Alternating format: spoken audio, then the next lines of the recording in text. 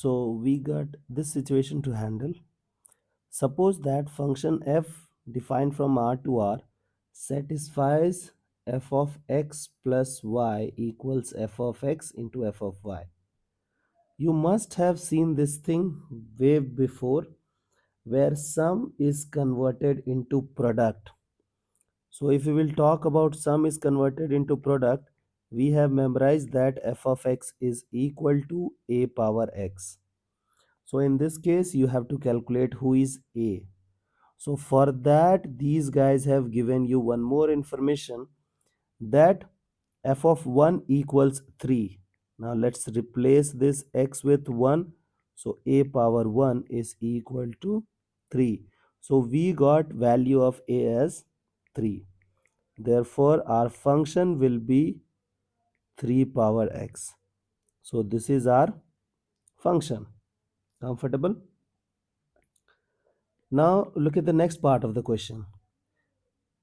I starts from 1. This is 1. Okay. I starts from 1 to n and f of I equals 363. Then n is equal. It's equal. Okay. Equal to. So look at this part. So can I write this thing as 3 power 1 plus 3 power 2 plus 3 power 3 plus dot dot dot plus 3 power n is equal to 3, 6 and 3. Now, if you'll observe the LHS component, you will find that things are in GP, okay, whose first term is 3, the common ratio is 3 and the number of terms are n.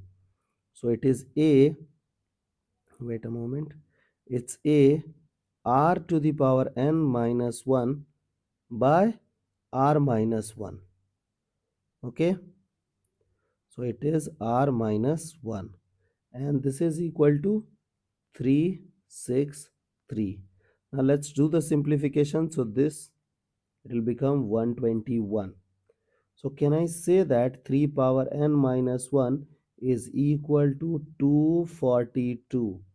So 3 power n is equal to 2, 4 and 3. So if you will do the prime factorization of 2, 4, 3, you will find it is 3 power 5.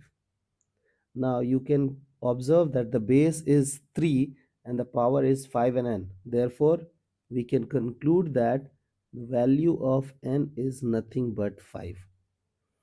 I hope you got the idea, you got the approach, and I wish you guys can handle similar situations as well. Okay?